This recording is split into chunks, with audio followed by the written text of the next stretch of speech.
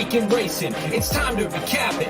And who better to do it than Michael and Magic? Two bros/pros who cover the highs and lows of racing around the globe on every one of their shows. Real fans look forward to these guys and their last stunts, cause they know they're not talking out of their royal Ascot. What they say makes sense. So ladies and gents, sit back and relax as Blinkers Off presents The Magic Mike Show, where you hear the experts speak. The Magic Mike Show. Tune into the show every week. The Magic Mike Show. You can trust the show is the bomb because it's being brought to you by RacingDudes.com. What's up, everybody? I'm Magic. And I'm Mike. And this is the Magic Mike Show, episode 382. Mr. Somich. Happy birthday, Magic! Huzzah! Oh, thank you very much. I appreciate that. I was going to have a whip sound effect ready because we're at Monmouth Park. It's a birthday present for me is we get to go to Monmouth Park for this weekend after all. So, yay! Oh, I'm just happy that they love whips there again. Before we get started, two unique 101s today. It's your birthday. We have a show, right? Yep. It is also the only day all year that talking out of your Royal Ascots makes any sense because Royal Ascot's running today. You're right. That did make a lot of sense. And sorry, Stradivarius seen there winning the 2020 Gold Cup. Didn't get it done this year, but it was an exciting race. I had actually texted Aaron and a couple other people beforehand that I thought the Aidan O'Brien horse was the most dangerous. And I also thought Mojo Man was most likely to hit the board. That horse loves to run second. Somehow squeaked his way in there in between Kyprios and Stradivarius. Listen, people say that the ride wasn't great on Stradivarius, Mike. I didn't think he was beating Aiden's horse regardless, but it was an exciting race, an exciting finish, and if that's the last time we see Strad, it's been a hell of a career.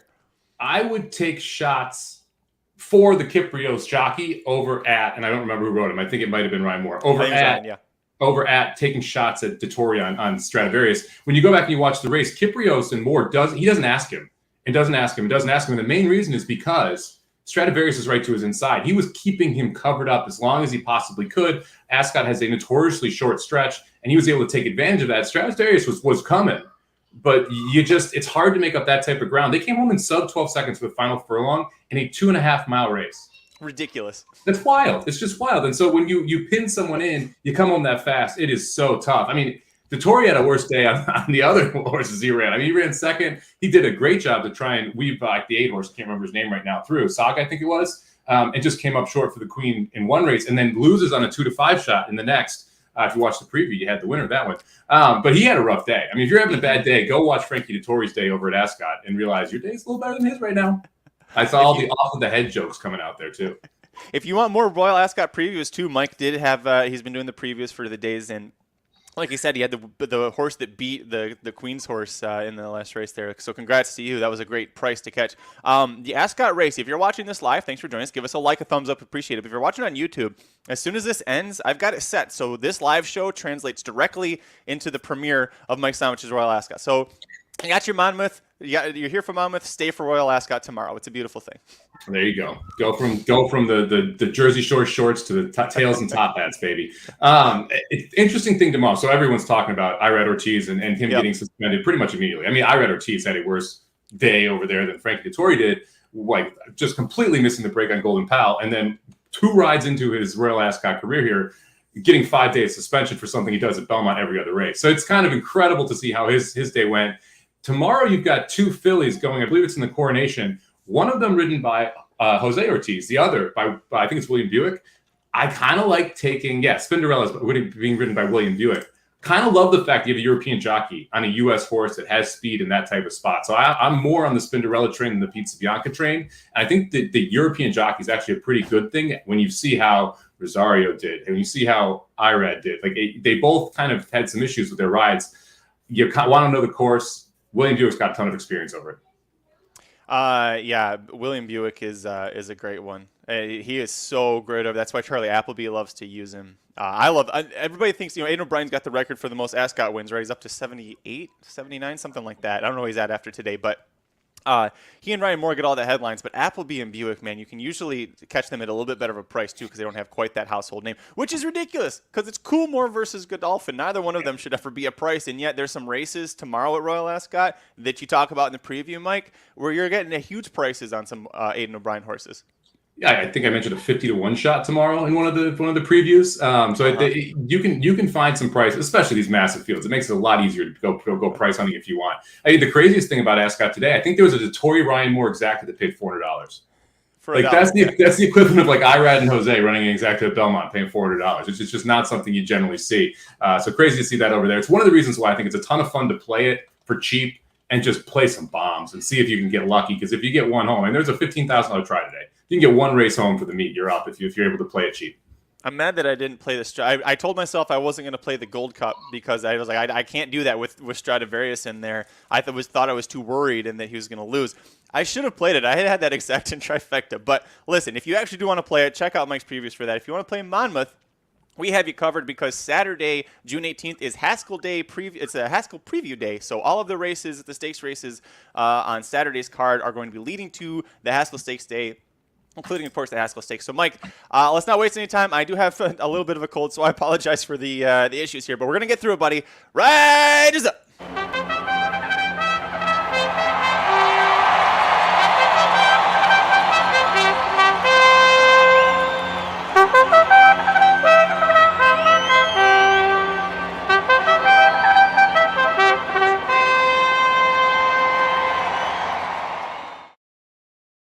Mike, before we get going, got a great question in the chat from Katie Page. Where's the best place to look for free speed figures for Royal Ascot? I will say they're not free. DRF has the Timeform figures in there, so that's what I use. What about you?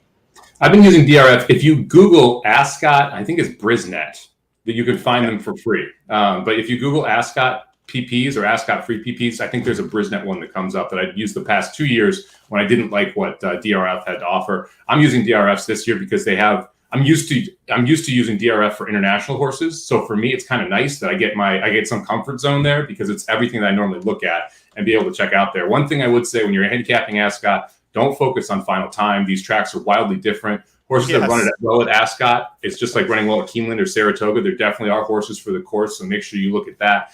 And then make sure you look at who the jockey is, because a lot of times if a top jockey is consistently riding a horse, that tells you something over there. And make sure you look at how much the races were worth, because they fluctuate much more wildly over there. So look at the horse's career earnings as well. I think all those are important aspects that people don't always look at when they're looking handicapping Ascot. If you are watching us on YouTube, check the live chat, or if you're watching the replay, check the chat.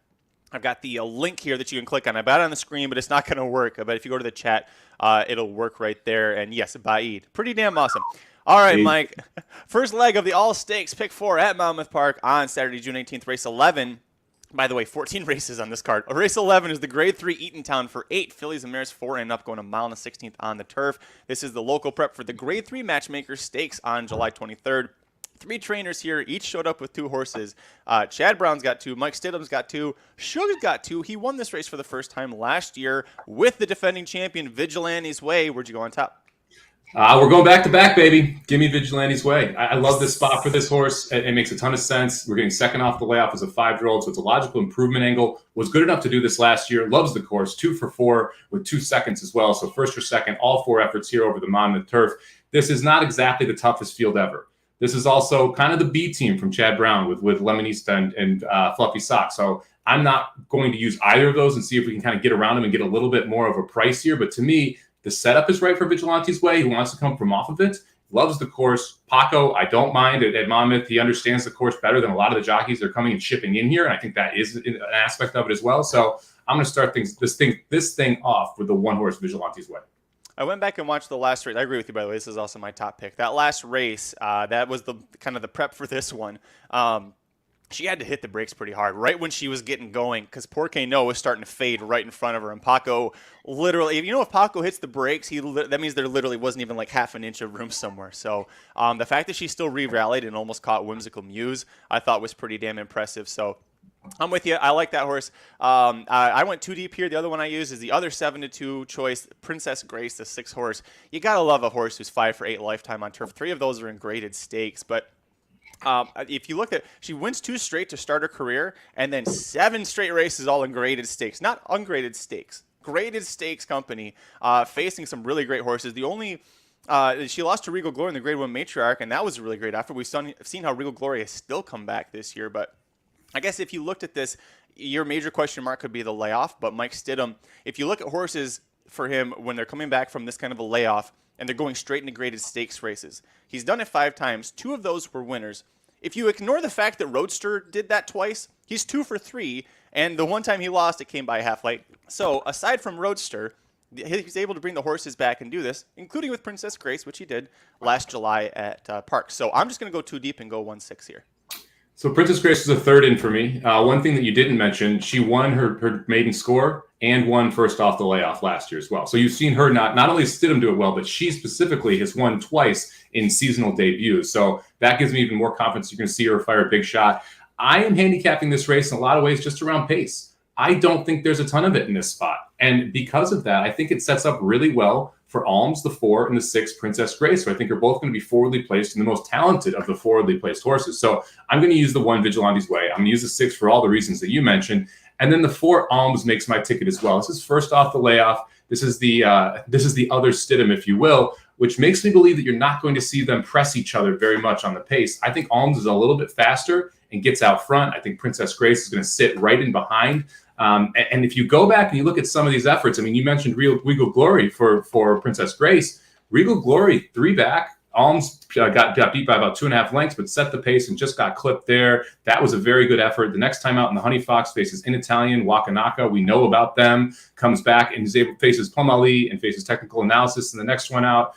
Now we're getting a little bit of a break. We're coming back here. This is a spot where I think we make the lead. And look, this is one of those sequences where I'm going to try and fade a couple favorites. And I feel like Lemonista and Fluffy Socks aren't going to have the pace to chase into. I want to be closer to the lead, specifically here at Monmouth, because speed plays well over this turf course. So I'm going to try and fade both the Browns. And I would expect that they're going to be the first and the second choice in this race.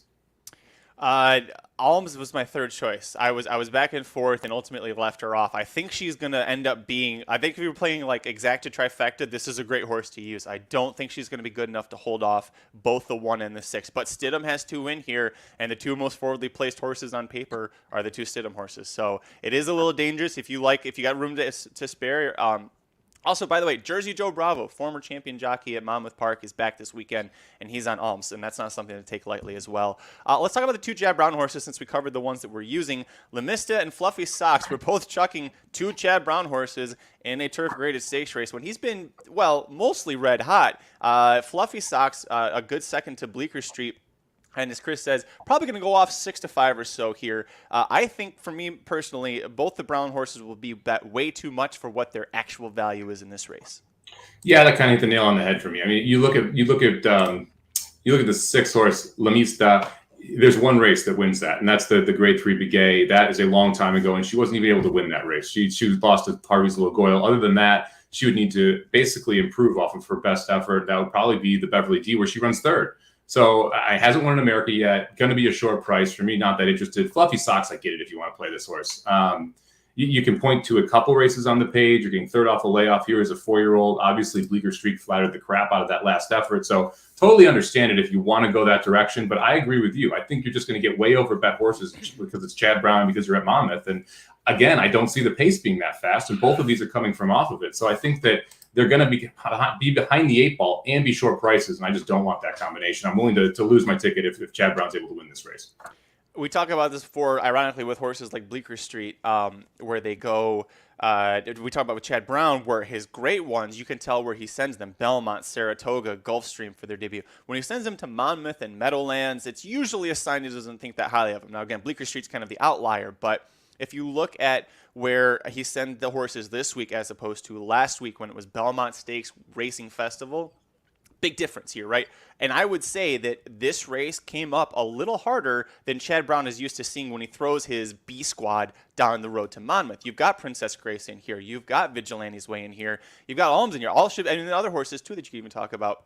Porqué, no, I don't think could go gate to wire, but we didn't think Tribuvin was going to do it, and then Channelmaker blew the start, and off he goes. So things happen there. By the way, before we move on, Jason, quick thanks to Mike for the Ascot previews. Great call on Claymore, Jason. Happy you were able to cash on that. Be back for tomorrow, right after this. After this, which means we also have to be done before 3 p.m. or 6 p.m. Eastern, Mike. So we're on the clock here. Let's move on. Second leg of the All Stakes Pick 4 at Monmouth on Saturday, June 18th. Race 12 is the Pegasus Stakes, and this is the main local prep for the Grade 1 Haskell on July 23rd. We've got 9 3-year-olds in this race going a mile and a 16th on the dirt. Who's your top pick? Oh, I'm going to go to the 2-horse in this spot. So, look, when I looked at this race, I kind of got to the point where I was just like, I think Homebrew is the best horse. And I don't love the fact that we're using him at 3-1. I was thinking this horse was probably going to end up. I think the Preakness was originally the big talk around it, that we're going to see Homebrew to the Preakness. Brad Cox decided not to send that horse here. There's an abundance of speed in this spot. I think that Homebrew is going to be able to sit right off of it. And so I think he's got the biggest shot to win. Put him on top at 3-1. I'm with you. I went too deep here. Sorry, I have 2 tickets. I didn't say that first time. I have a 50 center and a $2 ticket, and my the first leg, the 50 center and $2 are the same. Here, I have Homebrew singled in my $2 ticket. He won last out off the bench against Kuchar. That horse ended up winning his race next out, and there was actually talk that he was going to go to the Belmont off of that win. He didn't end up doing it, but if you look at Homebrew's form, he's only got 1 bad race on it, and it was a Smarty Jones, and maybe it was a slop he hated. I think something actually just went wrong with the horse, because then he misses a bunch of time. He just was getting going, misses a bunch of time, but then they bring him back in the Oaklawn, which is a win in urine for the Preakness. They didn't take advantage of it, but you're right. They did consider the Preakness with him. He won it off the bench, long layoff, had a wide trip through both turns at Oaklawn. That's not usually a great thing, but he's reportedly been targeting this and the Haskell, like this path, kind of ever since they decided the Preakness might be too much for him. So if you assume progression at this point, this horse to me is very logical here and is why I singled him. Yeah, you talk about Gary Mary West all the time. You love that those connections. They generally place their horses very well. When they keep a horse, generally that means it's pretty good, and they bred this horse and decided to keep it. The fact that they didn't go to the Preakness, but they want to go to the Haskell, tells you how much talent they believe this horse has, and so I think it makes a ton of sense. Electability obviously is a logical horse here at 9-5 out of the Chad Brown barn. But I think Homebrew is kind of a better version of electability. And I think electability also needs to be more forwardly placed to be able to win. And I mentioned there's a lot of speed in here. I mean, you're going to see Cyber Viking go. He's up on the pace at 6 furlongs. So you're going to have a ton of pace pressure there. Electability is going to go. You've got Dash Attack, who's going to be more forwardly placed, probably not right on it, but more forwardly placed. So I think you're going to have enough speed up there to kind of push it early and set up well for Homebrew. I'm actually going to spread in this spot because I like some prices. So my second horse is actually Mr. Jefferson. This is the 3-horse who's sitting on the board at 6-1. You go back and you look at that last race at Pimlico. He had a little bit of trouble down the stretch. He probably wasn't going to catch Ethereal Road, Ethereal Road, but he was going to get closer than where he ended up finishing. That was second off the layout for him. I think he wants. I think he likes this mile in the 16th distance. He's 1 for 2 with that third as well. And if you go back to the race before that at Laurel, Joe wins that race, comes back and wins his next. If we can revert back to that effort and we get the pace set up in front, I think Mr. Jefferson at a decent price here at 6-1 is a logical use. After that, I'm going to go to the 8-horse who is 12-1 in Cooks Creek for Jeremiah O'Dwyer. This for me is one of those spots where if you go back to this horse and you look at what he did over the fall, so he wins a race at Delaware, comes back to Belmont, runs second to Rockefeller, comes back in the Jerome, is the favorite in the Jerome, ends up running third there, and then comes back to the Withers and gets beat pretty good. He was wide in both those turns on the Withers. I don't think this horse necessarily wants the slop, even though it looks like he should, and that's why I'm excusing those last 2 efforts or being not as good as I would have expected. I think this race sets up well for him. Again, if you look at that mile race, sitting in 4th and able to come up. The next race at Belmont, going a mile, sitting in 5th, being able to make a move. 12-1, second off the layoff. I'm willing to take a little bit of a shot. Didn't use either of those horses for my 50-cent ticket. I did consider Mr. Jefferson a little bit. Joe did win that turf race on Preakness Day, which was pretty fun. But it was a turf race.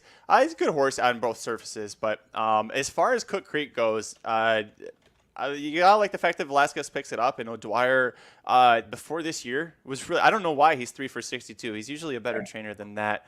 I couldn't get to this horse just because I couldn't find a. You can point back to races when he was at Delaware Park and say that could do it, or when he lost to Courvoisier and Rockefeller. That's a race. I'm like I couldn't do those. Those were also 1-turn races. His 2 times going 2 turns.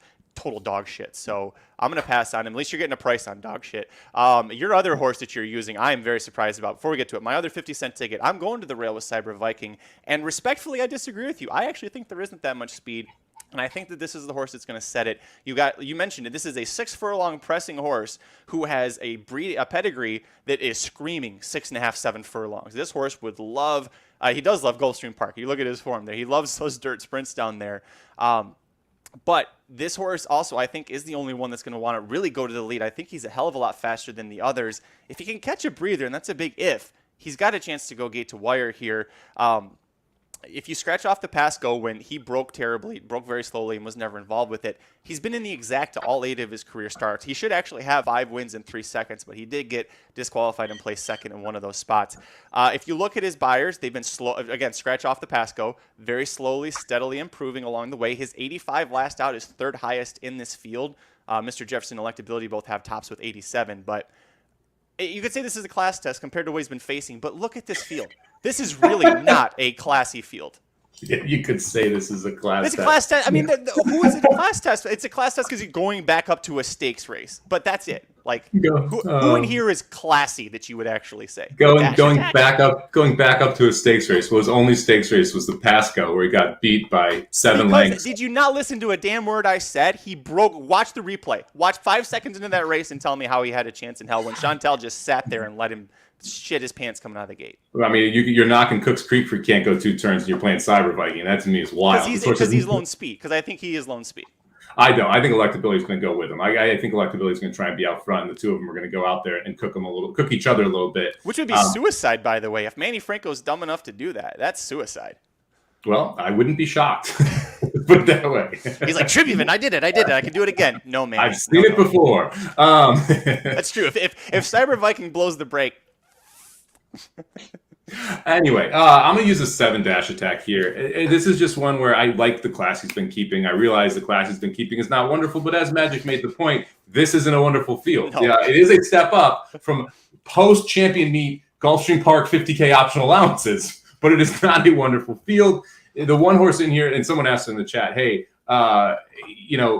is anyone really going to be able to come in here and face Jack Christopher and Taylor, who are positioning for the Haskell? Honestly, Homebrew is the only horse I think that we both agree has a chance to even compete in that race based on what he could do. I guess you could say Electability if he takes a monster step forward and somehow he's a beast here for Chad Brown. But I would say Homebrew is really the only horse from this field that has a chance to hit the board in the Haskell. But I'm going to take Dash Attack, who I think has been running against better than what's in here, if Homebrew and Electability turn out not to be the goods. So go ahead. Well, look, if you take out Homebrew and Electability, let's say they suck. Dash Attack's the next best horse in this race. From a class, if they're running it in the slop, Mike, it's supposed to be 91 and sunny. This horse on slop, great. This horse on dry, he lost to Newgrange at the same exact race, at one race after winning the Smarty Jones. He lost to Unoho Ethereal Road Barber. He hasn't been freaking close in any fast dirt race. Why would you use this horse on fast dirt? Ever. Well, he beat Barber Road, who was one of your picks in the Belmont. Okay, so he beat the slop. He beat him in the slop. And he ran in the slop. He ran a good race on the fast track behind Barber Road. I mean, he was only 4 lengths off him. And this is your Belmont pick, Magic. He was 4 lengths off of him. Yeah. My second Belmont pick, who finished 8th. Yeah, well, I didn't say it was a good pick. By the way, let's circle back to that because of the Peter Pan Stakes Electability, a big reason I don't like him. Peter Pan Stakes didn't produce too well in the Belmont. We the People 4th, Golden Glider last of 9. I also really hate Electability for the fact that he barely beat Long Term, and that's like a 14-start maiden for Pletcher. He barely won that actual claiming race at Aqueduct. I think this horse was going to get way over bet, and I love the fact that we're both trying to beat him because I think this is an extremely vulnerable favorite. I think he hit the nail on the head in the 2 Aqueduct races. I think that the Peter Pan, we don't know. I don't think we know how good We the People is yet because I don't think we know if he freaked up front. But he actually did take some pressure in the Belmont. I don't think he wanted a mile and a half. So I think the jury is still out on We the People. I agree with you. Electability struggled in some Aqueduct races against some bad horses. I'm not taking a short price on him. Facing Homebrew, who I think is a good horse, when he's not going to get the lead, right? I think that's a problem. Yeah. Let's move on. Penultimate leg of the All Stakes Pick 4 at Monmouth on Saturday, June 18th. Race 13. This is the Grade 3 Monmouth Stakes. And if you want a full in-depth preview, that's coming later to the website.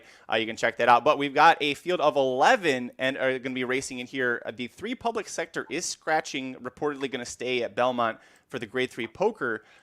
So I guess Chad wants to get the exacta with Mason on top in that spot. Speaking of Chad Brown, he's won this race the last 5 years. So do you put all your money on the one horse that's left in here, Sacred Life, or does Rock Emperor Light not make your ticket? He made my ticket. We just of course talked he did. He's about, Rock Emperor Light. Well, we also just talked about like the lack of class in the other one. There ain't much in here either. Okay, let's be honest. Like compared to who Sacred Life was facing before, and he's not my top horse, but compared to who he's facing before, Limpidor comes back, runs well. 2 Emmys, Satine, Cavalry Charge even comes back to run well. Colonel Liam, Never Surprised, Space Traveler, Field Pass. I mean, like those are all heavy favorites in this race. So I'm not going to say that I agree with you. He's Rock Emperor Light, but he's Rock Emperor Light facing a grade 3 field, not facing a grade 1 field. So also true.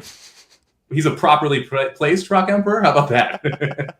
I guess Rock Emperor has one in grade 1, so I can't go after him too much. But I'm going to go with the horse who has no rider right now. We know the rider now. Who is it? Well, so hat tip to Jared for finding this out. Public sector scratching. Johnny Velasquez doesn't have a mount. He's going to ride the 5, Ever Dangerous. John Velasquez and George Weaver on the turf. Are you effing kidding me? Let's go, baby. Yeah, he was my top pick before it was John Velasquez. I like this horse so much I didn't know the rider and I put it on top. Look, George Weaver, sneaky good turf trainer. This horse, this spot, makes me believe he thinks this horse can absolutely fire a monster effort. That last effort at Saratoga was very, very, very good. He had all kind of trip trouble down the stretch. This horse is coming back as a Kitten's Joy as a 5-year-old. Kitten's Joy generally will get better as they get older. I think you can see some logical improvement here. You've got speed. You've got the ability to sit off. You can close. I mean, to me, Ever Dangerous is Ever Dangerous in this spot. I mean, this is a very good place for him to show up. And so I have Ever Dangerous on top. Good to see Jared in the chat too. Yeah, are we all picking the 5? Is not my top pick, is my second pick, but yes, pretty much. I love the 5 all over the place here. Dennis says I was still wishing for no jockey on the 5 lightweight. True to form with being Father's Day and everything, Mike, I had a bunch of dad jokes about how like he was going to be a lot lighter than his competition. So that's my excuse. Dennis, you're not a dad. That you I was going to say, maybe Dennis is a dad. Ooh. Dennis, I think we're learning something. I think Dennis is learning something about himself live on air here. Love everything you said about the 5. Last 6 starts, 2 wins, 2 seconds, 2 thirds. Remember, he had that huge bomb win at Keeneland on Breeders' Cup Friday when he drew into the stupid stakes because I'm not going to get into that again. That still pisses me off. That was like rich strike for the Breeders' Cup when that happened. My top pick, let's go to the rail. Yes, this time at 5-1. You got the top local trainer in Kelly Breen. You have the top local rider in Paco Lopez. You have a horse that's 6 for 12 lifetime on the turf with 9 in the money starts. He has been a little camera shy lately, Mike, but I think we're going to get a great price on him here, even though public sector is going to get scratched. He knocked off the 5-month layoff last time out with Paco aboard. If you ignore the 4th place finish last out in the local prep, he did show interest in the stretch. Paco's returning. That's a big sign. I think that was mostly just a start to get him back into the game, get going here for this race. He won 5 straight turf routes last year. It doesn't matter where he did it at what level. He ended up winning a stakes and then a graded stakes, but to win 5 straight turf routes protected, that's impressive. 2 times Paco was aboard. Like I mentioned, 2 of those were stakes races. I think this horse is going to get ignored a little bit on the board. I think he's very sneaky in this spot. Yes, this time. Yeah, Chad is crushing it right now. Way to go, guys. I 100% agree that you need to use this horse. I think yes this time makes a ton of sense here. So I included yes this time as well for all the reasons you did. Not going to go into it further. We'll get to tax in a second. I promise we'll get to tax in a second. We're going to talk about tax. I feel like some trainers lost a bet to each other and misentered horses for this race and the next one. So maybe they were like doing shots like, you would never enter tax here. Or you wouldn't enter. Like, I can't remember. What is it? Whoever. Who's spite in the next one? I know. Yeah, you wouldn't enter spite on the dirt. Or you wouldn't enter tax on the turf. And then they both hammered, put the entry box home. I like the 7 horse here, Safe Conduct a little bit. This is one that I think has a shot at wiring the field. I love that effort at Belmont, able to hold off 40 under, who is not a bad horse in his own right. $80,000 N3Xs are pretty tough at Belmont, especially in May, especially on the turf. That was after about a month off, second off the layoff as a 4-year-old. Now you're getting 3rd off the layoff. I think this is your speed of the speed, and I'm totally willing to forgive the race before that. It was grade 2, and it was 1 mile and 3/8. We don't want to go 1 mile and 3/8 if we're Safe Conduct, all right? So just draw a line through that. Look at the last race. Assume improvement. I think this horse gets the lead over Ever Dangerous, who probably sits in 2nd or 3rd. If Safe Conduct gets loose, he can beat this field. I think he's definitely a great gate to wire threat, especially now that we've lost Public Sector, right? Not a horse that's a front runner, but a horse that's usually more forwardly placed. And you take that big threat out, Safe Conduct's going to should get nice, easy running like he did last time with Jose Lescano. You get that nice length and a half lead early, and everybody else in the field's going, shit. Also, by the way, the Queen's Plate winner at Woodbine last year, Safe Conduct. The only time in his life that he's been favored is the time he goes for $1 million race. Gotta love it. He's on my ticket. So I went 157 for my $2 ticket. For 50 center, I can't quit Hidden Stash, Mike. One of these times, we're going to get this horse home on this show. One of us has picked this horse 3 of the last 4 starts, I believe. And almost got the job done in the opening verse stakes, 2 back at Churchill Downs going a turf mile. All 4 turf route tries after the Derby Trail thing kind of didn't work out last year. All 4 turf tries in the money. I mentioned missed winning that stakes. By the way, Grace Fable was already a grade 3 winner. So you missed by a head to a grade 3 winner at Churchill Downs on Thurby. That's a pretty big deal. And then the turf debut was second to Cheryl Spite, who you just brought up earlier and who we're going to talk about in the next race here.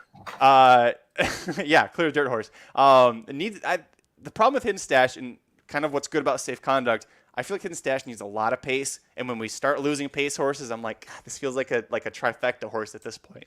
But I swear, one of these times, Hidden Stash is going to get home for us in a turf route. Maybe it's going to take Kentucky Downs. I don't know. We'll figure it out. But we're going to get this horse home, Mike.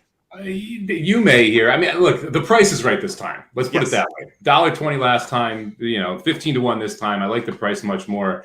Probably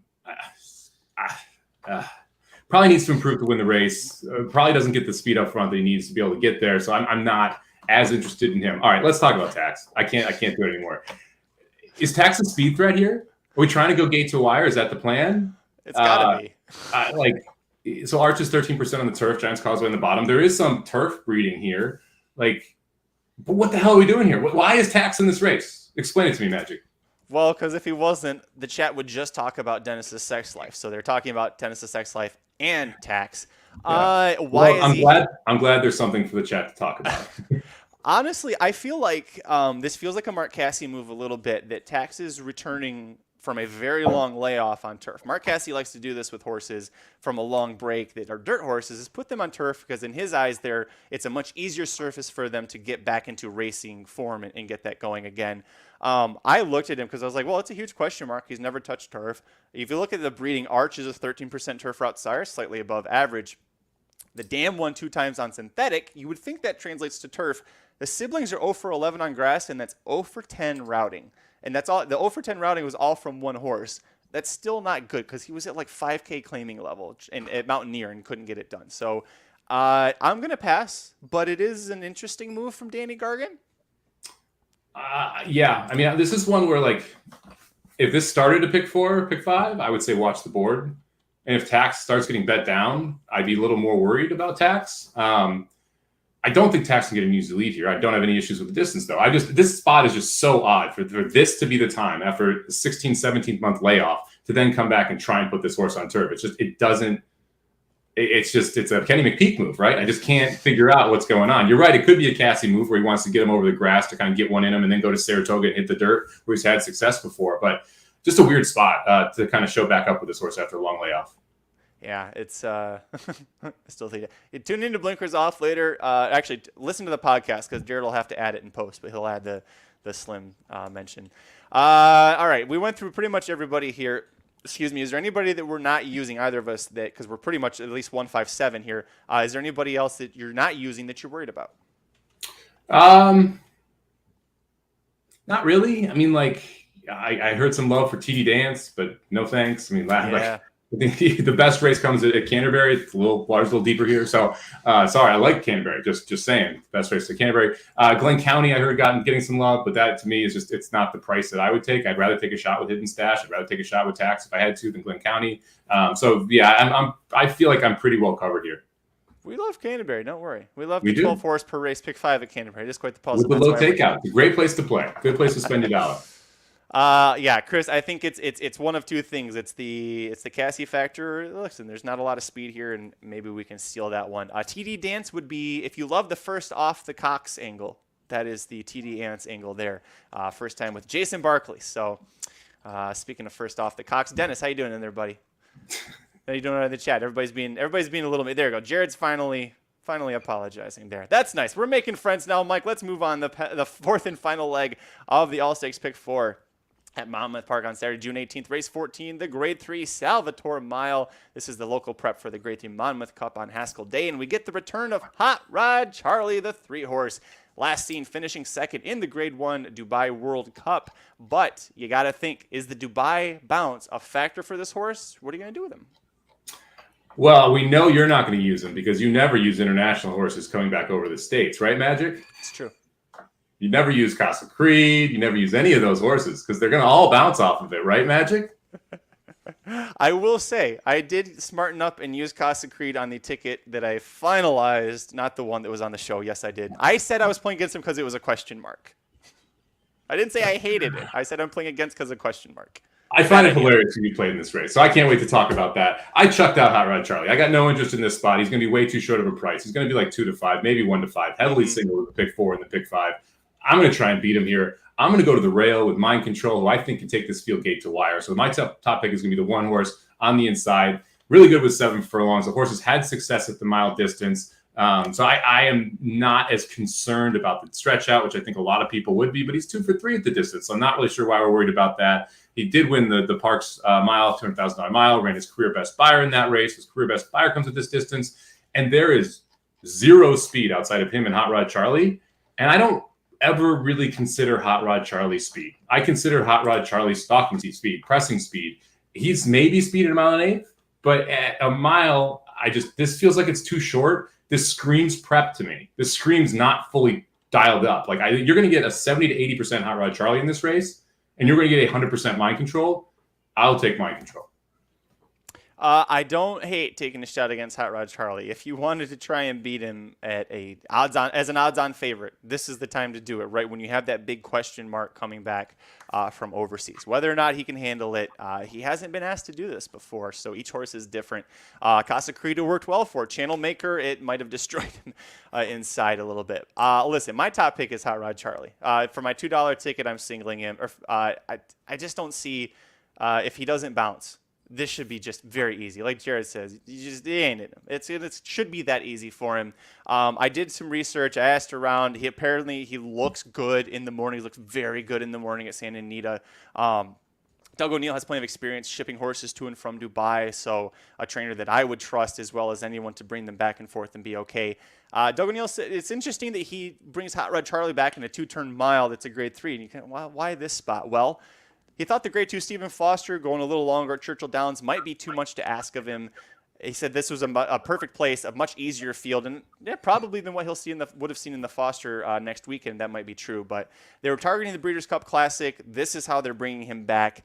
I'll talk about my 50-cent ticket. I did go too deep, and we can get to that in a second. But before things go completely off the rails, talk about your old boy Fat Man who's still making your tickets all these years. Yeah, I can't quit him. I can't quit him, man. He's been good to me. I'm up with Fat Man.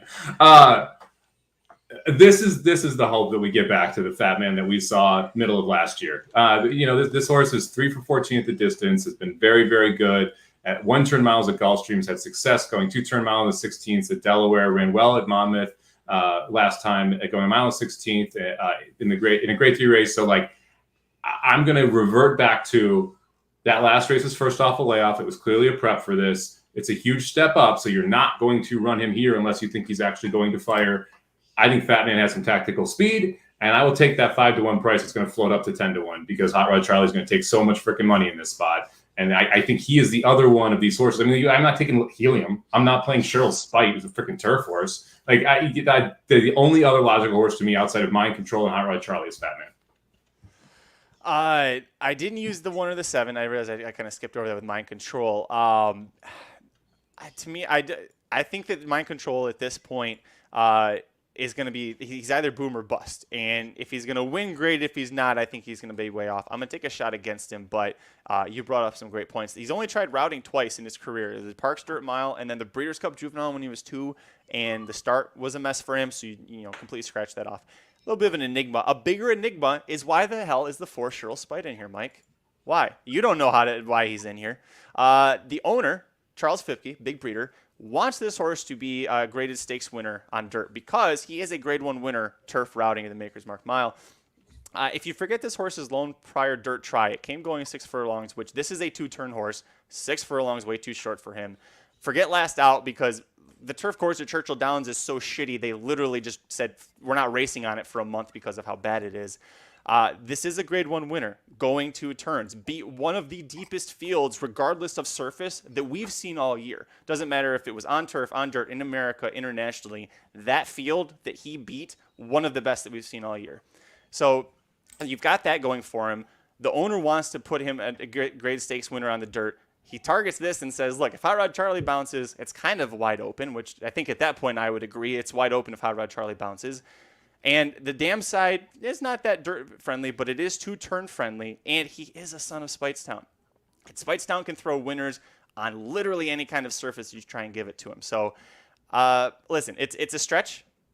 It's Emma Jane Wilson riding for Roger Attfield at Monmouth Park. It's not usually a winning combination, but Mike Smith does Mike Smith things a lot, and he likes to do them at Monmouth. You remember what happened with Authentic, how he almost managed to lose the Haskell with him? So if you want to take a shot against Hot Rod Charlie, shoot for the moon.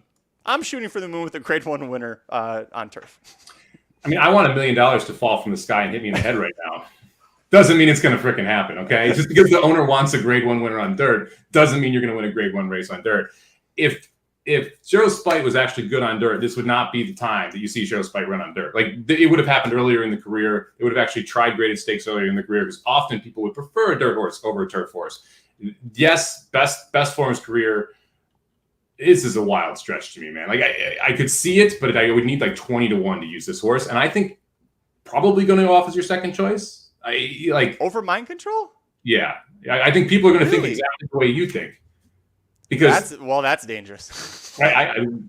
Who else is going to? All the money is going to go on Hot Rod Charlie here. That's the thing. Yes. It's the only horse that you can be confident in. It's one of the main reasons why I don't think you should use it, because I think Hot Rod Charlie is going off at 1-5, and I'd be willing to bet Hot Rod Charlie is sub 80% cranked for this race.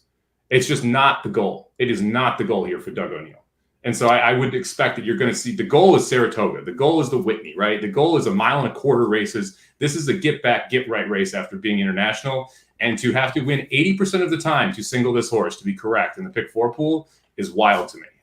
Might err, could totally err. Probably your most likely winner, just not in my mind an 80% winner. So that's why I just can't go there. But yeah, I think Cheryl Spike takes money. That race was very good 2 back on the turf. It was at the distance. I wouldn't be shocked if you see it take money. And like, Mind Control's not that sexy anymore. Mind Control was sexy for a while. Mind Control not sexy anymore. The horse just does not get bet that often. That's true. I like him when he's in like those 7 furlong races, and then that's usually when he decides. I know he won the neighborhood last year, but a lot of times those 7 furlong races, you look back in his form, and 2020 was a rough year for Mind Control going 7 furlongs. Hot Rod Charlie, one last note about him. If this means anything in the world, if he loses, I'm sure this will be a big excuse for why. He traveled without the coach. Lava Man stayed at Santa Anita. Usually when Hot Rod Charlie travels, Lava Man goes with him. Lava Man didn't go with him, so if he loses, it's because Lava Man just said he's not going to win, so it's not worth my time to travel. That's why. Yeah, either that or he's not fully cranked, one of the two. That's going to do it for this episode of the Magic Mike Show. Thanks for joining Mike and I to go through the late pick 4 at It's All Stakes at Monmouth on Saturday, June 18th. Remember, it's the preview day for Haskell Day on July 23rd. And we'll talk about the Haskell a little bit in a second here. We'll circle back to talk about those Pegasus horses. But, Mike, first, let's put our tickets down below in the did I not have the other ticket thing going the entire time? God damn it. Boy, rookie mistake here, Magic. Come on. All right. We got our tickets down below here, Mike. I'll start with mine at 50 cents, going 1-6 with 1-2 with 1-5-7-11 with 3-4 for 50 cents. That's $16. And then for a $2 press, 1-6 with the 2 with 1-5-7 with 3. That is a $12 total. So $28 is going to get me a little bit of fun here. Mike, go ahead. I'm just going to play 1 50-cent ticket, and I'm going to try and beat at least 3, maybe all 4 favorites here. I'm going to go 1-4-6 with 2-3-7-8 with 1-5-6-7 with 1-7. If we get this home, it's going to pay. It'll cost you $48. If you beat Hot Rod Charlie, doesn't matter if you go short.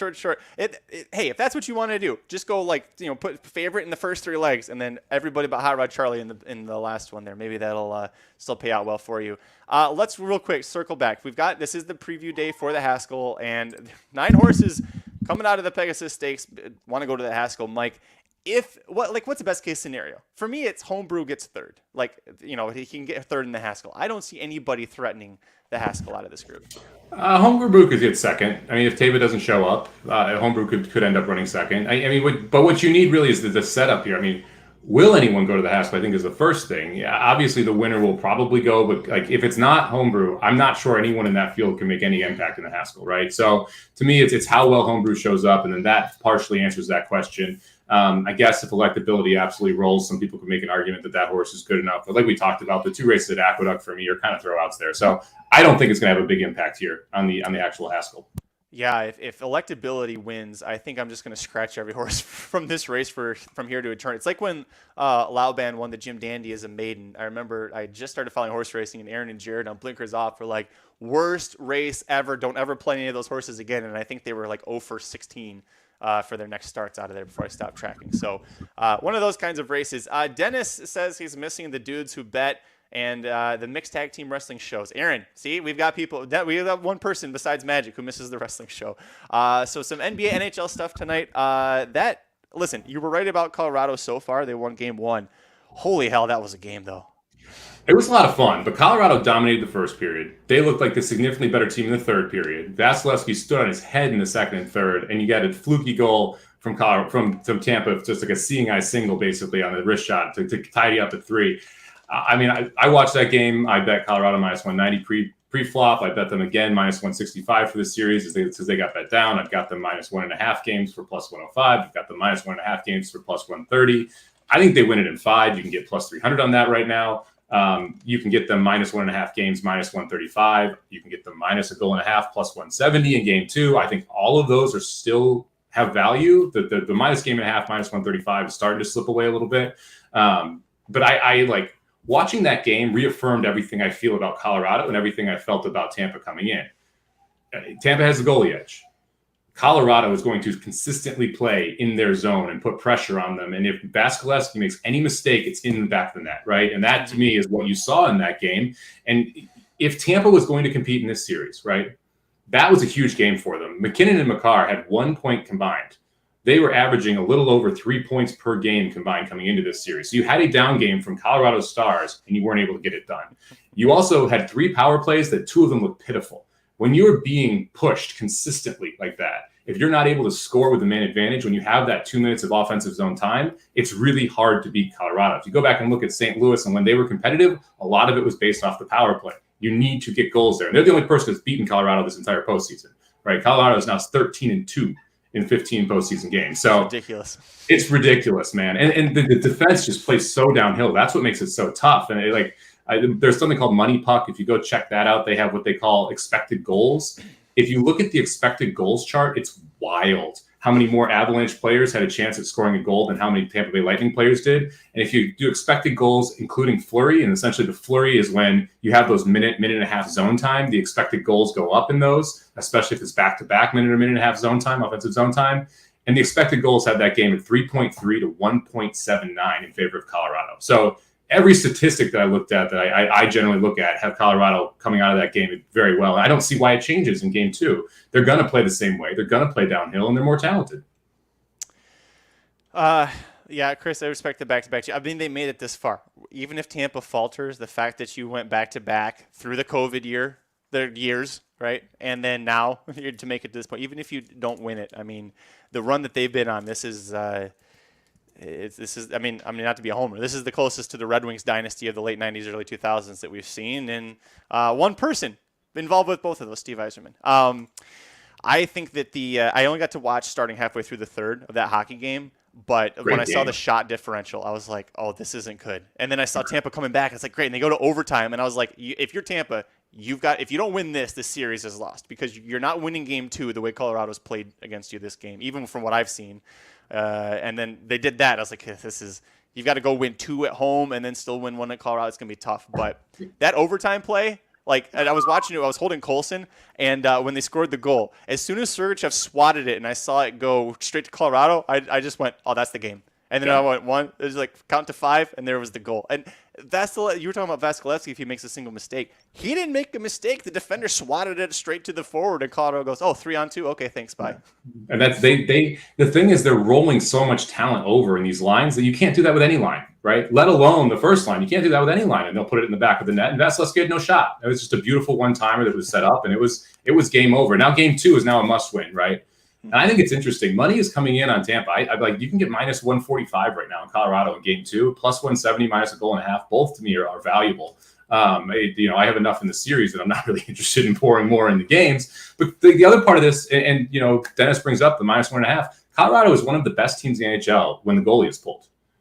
You pull your goalie in the Stanley Cup Finals with 2.5 to 3 minutes left. If Colorado's up 1 in any of these games, it will either go to overtime or Colorado will score. And so like that minus 1.5 becomes even more valuable in my mind. That's awesome. And that's where Dennis was going here. He says, I've been blindly betting Avs minus 5 plus whatever in overtime. Plus, if you were just a straight overtime plus whatever better in the playoffs, man, not only as a fan are you loving it as a bettor, you're loving it too. NBA, real quick. I got one thing that I like. I bet the Celtics before the series plus 130. So I will be rooting for the Celtics tonight. But one of the biggest trends in this series, and I think there's the actual factual reason you can back it up. One of the biggest trends in this series is the second quarter. The Celtics are 4-1 straight up and 0-1 against the spread. Steph Curry plays the majority of the first quarter. When Steph Curry comes off the floor, the Celtics generally have the next 3 best players on the floor. So when you get non-Steph Curry minutes, which generally start at the start of the second quarter, it gives Boston a huge edge. They're minus 1 tonight in the second quarter. I think that's too low. I've been playing Celtics second quarter. I'm going to play it again tonight. I'm sure there'll be a lot more talk on the Blinkers Off, which will be live in just a little over an hour. If you're watching us live, stay tuned because as soon as we end this show, it's going to segue straight into the premiere of Mike's Royal Ascot Day 4 preview coverage. And if you missed it at the top of the show, he did pick the horse that starts with a C. What the hell was the horse's name? Now you don't Claymore? Claymore, there it is. Thank you. Claymore beat the Queen's horse a 6-1, and very nicely done. So you want to make some money at Ascot tomorrow, come check out that preview. Before we get out of here, Mike, this weekend, it is Father's Day, and then, of course, your birthday will be the show on Monday. So any fun plans this weekend? So parents are coming in town. Just going to keep living the beach life, man. That's the big plan. I'm already getting birthday hearts for the office here from the daughter. Oh. So we're already getting the homemade presents in the game. And then, it's going to be fun to be able to spend the weekend here. And I like, for everyone who doesn't know, we moved to an island basically, and are loving the island life right now. So we're excited. Not basically, you're literally you're on an island off of Florida right now. 100%, yes. It's awesome. I'm very jealous, but it sounds like having a great time down there. I will don't live on an island, but I do live in Los Angeles, Southern California. So we're going to go to the Channel Islands Maritime Museum over in Oxnard.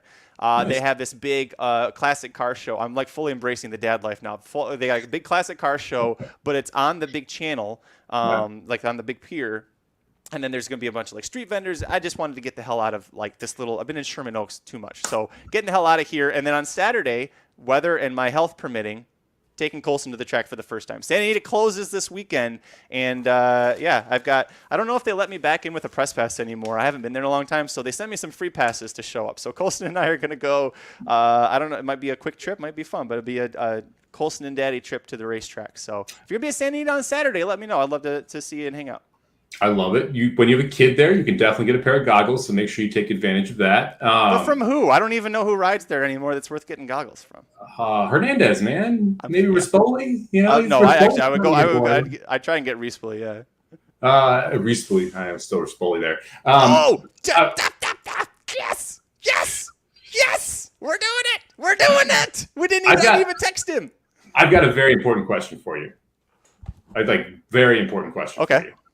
First off, I'm wildly excited as well. I can't wait to see the cute picture of the 2 kids with the 2 fathers. Looking forward to it. Podcast listeners, Dr. Tang and his daughter will be there on Saturday. That's why I'm freaking out. So if you have a kid and you're in LA, you got to go to Santa Anita, get the Magic Mike dad and kid photo.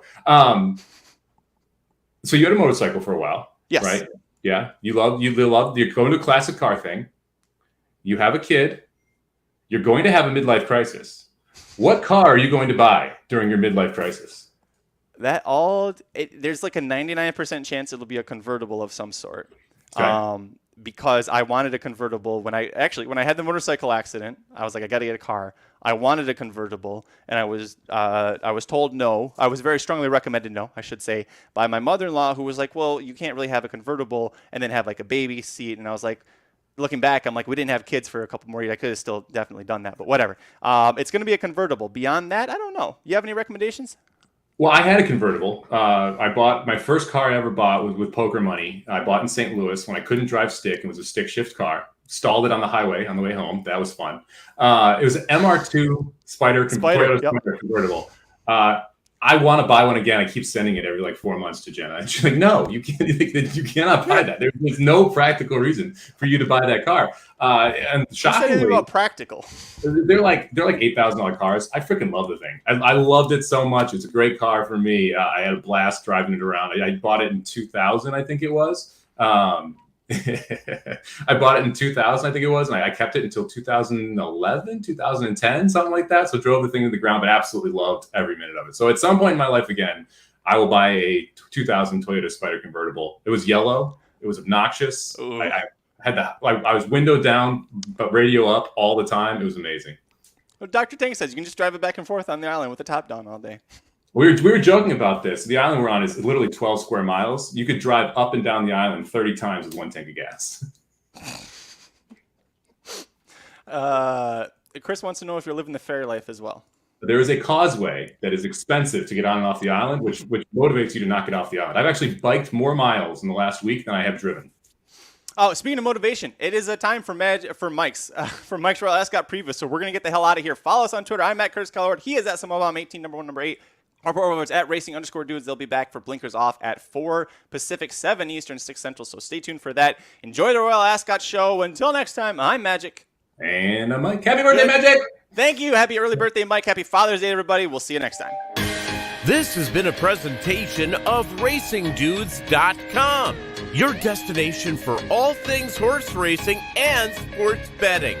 Whether you want free winners, expert insider picks, up-to-the-minute trackside weather reports, or podcasts and videos for bettors of all skill levels. Never make another wager without visiting the Racing Dudes. First,